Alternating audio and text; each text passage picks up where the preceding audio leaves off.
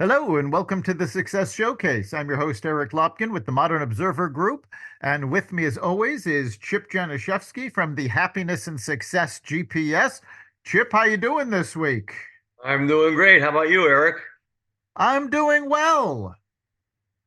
We're As halfway we, through February almost. Valentine's Day is this Wednesday, and last year we hardly had any snow, and we have another significant storm coming in tomorrow after a really nice stretch of weather. But they're saying prepare for 8 to 12 in Connecticut, but that's the way it's supposed to be in February.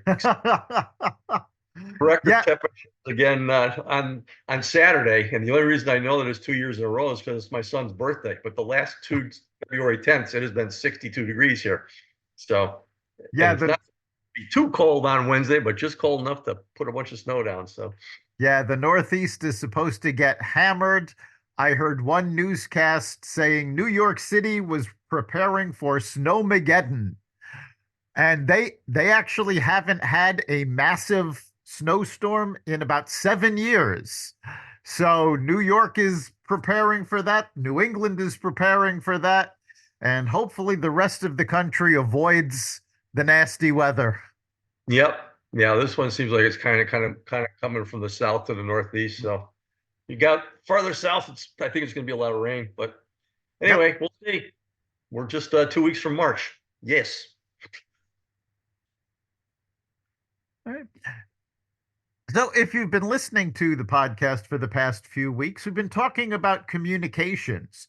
We talked about active listening, we've talked about storytelling, and now we're going to sort of put all of that together and talk about how to make a presentation and how to get your ideas across in both a conversation, an interview, or even a full fledged formal presentation to an audience. Now, when I say presentation, a lot of people think PowerPoint. And while that is a type of presentation, it's not the only one we're going to be talking about.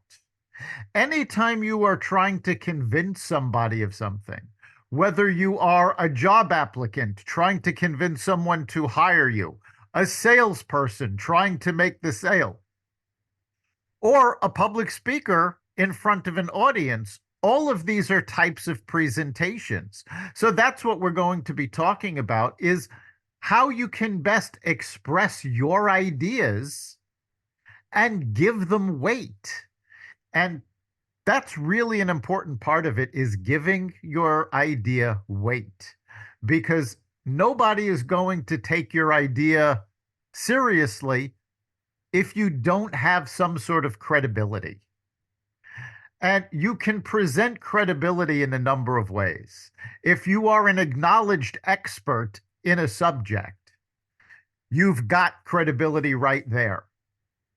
If you're not an acknowledged expert, you can borrow the credibility of experts by quoting the experts, by providing statistics and figures that the experts have put together. So, by doing your research and really knowing the facts, the figures of what you're talking about, and the sources that these facts and figures came from, you can borrow the expert's credibility and use it for your own presentation. Yeah, absolutely. It's really, really important to basically keep your message as simple as possible and just really stick to the main point that you're trying to get across. It's important to have passion about what you're talking about. It's important to start strongly so people know exactly what this presentation is going to be all about and to engage people. And just like the different things we've been talking about for the last several weeks, it's really, really important just to be genuine, to be yourself. Um, we talked about storytelling. It's really, really a good point to put a story in there to really make your point a whole lot stronger, especially if it's a personal situation that you've been through. But again, I mean, presentations are all about just engaging the audience, having a conversation with them, sticking to your point, keeping them interested along the way, give them a chance to answer questions at the end. But instead of hitting them with a whole hour of just facts and so on and so forth, where you're reading across a PowerPoint presentation, It's best just to keep it simple. And if you want to give them a whole lot more information, that's what handouts are for. Yes, and that's something that's important to remember that your presentation is not simply what you're saying or what you're showing on a PowerPoint slide. Your presentation can use so much more. You can use audio clips, video clips, handouts. You can put charts and graphs together and distribute those to show the effect of what you're talking about and tell stories. As we said last week, people identify with stories. They react emotionally to stories. And those stories cannot just get your point across, they can also give you credibility, especially when you're talking about a personal situation. Your story explains why you know this topic, why you can be considered an expert at this topic, because you're explaining how you went through it and you're telling your story. And that's something else that's very important that we touched on last week, that stories elicit an emotional response. You can beat somebody over the head with facts and figures. If they don't connect to you on an emotional level, they're not going to want to adapt to your idea. They're not going to want to adopt your idea. When you tell somebody this is how something should be done, most people go, well, why should I listen to you? If you have connected with them on an emotional level and you've proven your credibility with the facts and figures, that combination is what gets your idea across. It's what builds acceptance of an idea. Yeah, absolutely. In the book TED Talks, they talk about three different sections: emotion, novel, make it novel, and memorable. But under the emotion section, they talk about mastering the art of storytelling. And it says the best speakers are the ones who, quote, break down the wall with stories, because stories plant ideas and emotions into a listener's brain, just like we talked about a couple of weeks ago with your story and the other stories that are there. Basically, stories illustrate, illuminate, and inspire. So it's really, really important where if you can integrate that in, it's touching on emotions. It's not just talking about different things, but it's talking about real life so that you can identify with people, and it's gonna hit something inside of them. Exactly. That emotional connection is the difference between talking and presenting, and more importantly, convincing. You want your audience to come away saying, yes, that's someone who knew what they were talking about. I accept what they say. And now I'm going to go act on it. Well, it doesn't go to that last stage where getting people to act on it is so important without that emotional connection. And then, as Chip just mentioned, the second part of that is being memorable. And that is so important. We've all sat through talks where you walk out of the talk and 5 minutes later, you can't remember anything that was said because they didn't make that emotional connection and it wasn't memorable. And a great way to make your presentation memorable is to do something unexpected, because that makes an impact. And it could simply be asking an unexpected question. And I've talked about this before. When I do workshops on how to network, the first question I ask the audience is, how many of you are introverts? Now, this is a fairly standard question. It's not unexpected, but it does get them involved. And some people will usually raise their hand. When I follow up with, okay, so how many of you are introverted, but were too shy to raise your hand the first time I asked the question? That's unexpected. Nobody expects to get asked the same question again, just a little differently. It also makes them laugh. And usually more people will raise their hands because there were people that were too shy to raise their hands the first time. So that immediately sets the tone. It makes the audience more comfortable, but it also provides that impact. It's something that they remember. Yeah, it's a great way of getting them engaged.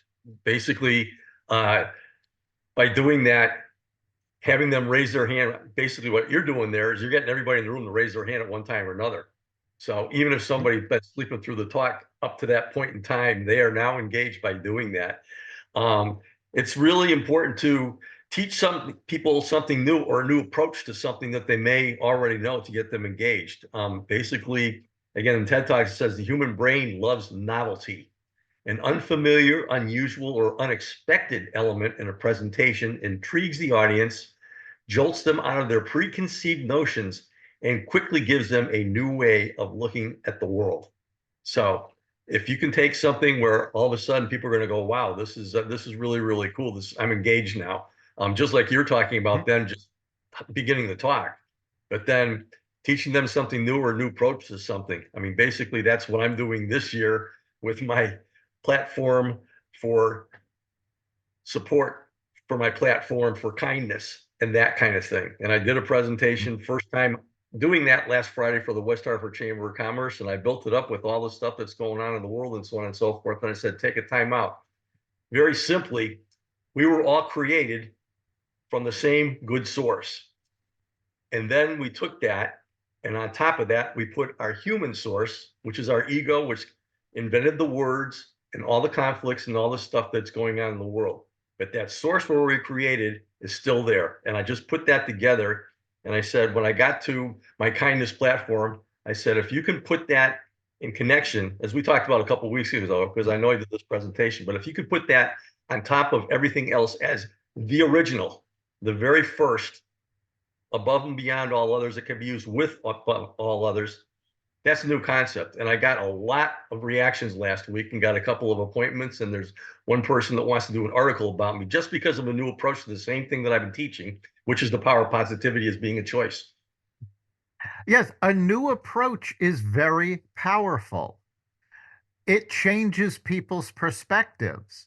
And it doesn't have to be a completely new perspective on an entire topic like Chip is discussing. It can be something small in the course of your presentation. Very often, I do a lot of audience participation when I do talks. And if it's a small enough group, I will sort of mix things up a little bit where instead of simply calling on somebody to answer a question or asking the question to a general audience and have people raise their hands, or I will take a koosh ball and throw it into the audience, and whoever catches it, that's the person who gets to answer the question. So and I don't tell them that I'm going to do this ahead of time. I just pull out the koosh ball, toss it up, and yell catch, and whoever catches it is like, okay, you're in the hot seat. Here's your question. And it shakes things up. It gets people's blood moving. And if somebody wasn't paying attention, they are now, because now they know at any point during the presentation, something can come flying on into the audience towards them. Yep. No, that's a great approach. I mean, I have fun sometimes when I'm running my networking meetings for our local chamber of commerce, facilitating that. And the first thing I always ask is, how many people are here for the first time? And the few people that raised their hand, I said, okay, first of all, tell us that again when you do your commercial. We'll all clap for you again. And then I pointed somebody there and said, okay, you're running the meeting. And that always gets an aha moment and people laughing, but it lightens up the whole group at the same time. Yes. If you're facilitating something, instead of just going through the motions there, I mean, it's a form of doing a presentation, is facilitating a meeting and get everybody else involved. And so if you can make that fun and they know that you're having fun, it just goes through, it blows through the whole audience. The reputation there for that meeting that we have is just so good that people are just attracted to that from everywhere. And we tell people, I mean, if you want to experience what this chamber is all about, just invite them to this meeting because that's what it's about. and they'll love you for it. And that's just the way it is. So um, make it fun. And that's so important, especially in a more formal meeting format or a presentation format, when you're talking to an audience. Unfortunately, we have reached the point where almost without exception, a good 10% of your audience is texting on their phone, is scrolling through social media, and they're not actually paying attention to the meeting or the presentation. So you need to be able to grab their attention. That's actually one of the reasons I started with the koosh balls, because it's very difficult to focus on your phone if you think something's going to come flying into the audience and hit you in the head. You need to get people engaged. And it's so important because engagement leads to those emotional connections that we were talking about. So all of this comes full circle. It's getting their attention, it's getting them engaged, and then it's making that emotional connection. And that's where you have your impact. So I'm going to say that cycle again because it's very important. You have to get their attention. You have to get them engaged. You have to create an emotional connection, and then you have your impact. And it all starts with the old joke. You know, why did the farmer hit his mule with a shovel? To get his attention. Now, I don't recommend hitting an audience member over the head with a shovel, but you have to get their attention, whether you do it with a joke, with something unexpected, with a story, however you choose to do it. The first step is getting the attention. Absolutely. It's so important to start off with something that is memorable for the people there instead of just getting right into it. And they're going to be able to tell you right away whether you are engaged or not. So it's really, really important to get yourself psyched and be passionate about what you're talking about and realize that you are very good at talking what you're talking about too. Oftentimes, we'll go to networking meetings when people get up to do commercials, even though they know what they're going to talk about, they'll stand up and the first thing they're going to say sometimes is, I'm nervous. And when people say that, whether they're doing a commercial or doing a presentation or whatever, I always say, you're the only person that knows that until you let us know. So you just got to go up there with confidence and just let things flow. And that's the way things work. Get them engaged right off the bat. Yes, and you do have to be confident. It doesn't matter if you're quaking in your boots inside. There are hundreds, if not thousands, of stories of famous actors who, before every performance, would throw up because they were so nervous.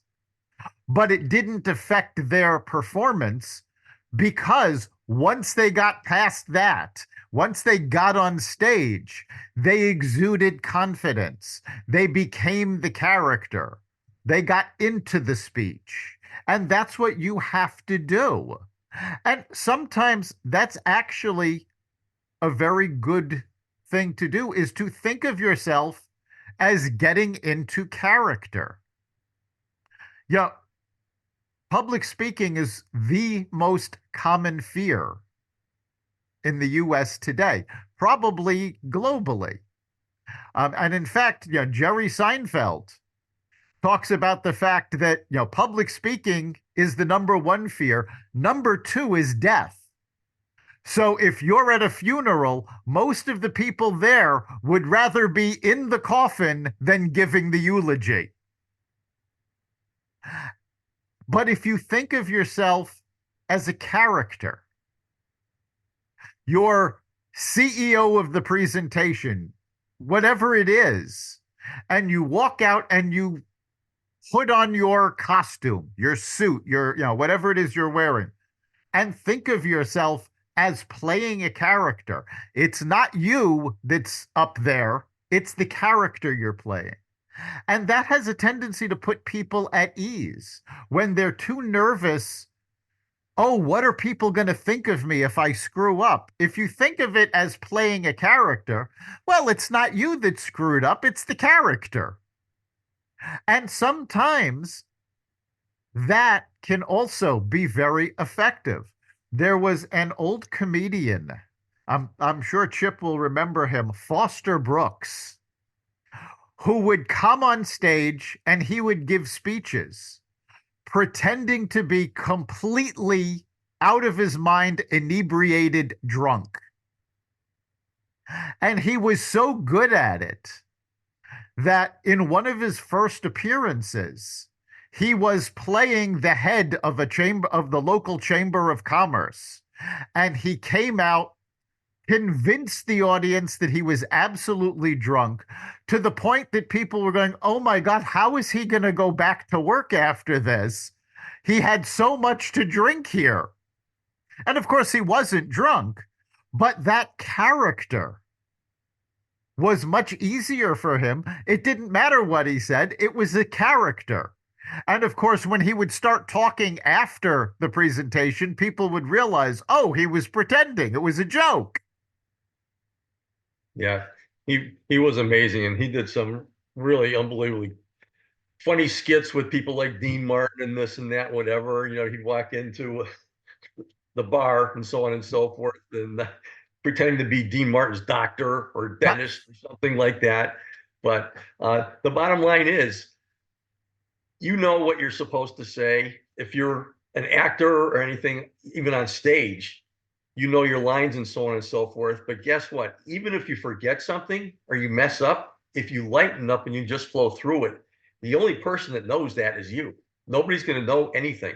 So if you miss a point in your presentation and so on and so forth, just let it go. It's really, really important to stay comfortable with yourself, realizing that you're not perfect. And obviously, the last thing you want to be doing is just reading off of a screen every word that's going on there too. You got to keep it light and keep the audience engaged and make yourself the attraction and not what they're looking at on a PowerPoint presentation. Exactly. And it's also very important to realize that if you do make a mistake, one, everybody makes mistakes. It's not a big deal. But two, it seems a lot worse to you than it does the audience.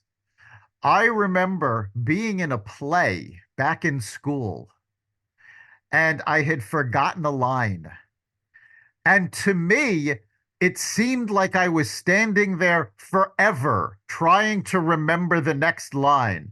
And somebody else on stage whispered the line to me. And I went on, I said the line, and then remembered the rest of it. But it seemed like that went on forever.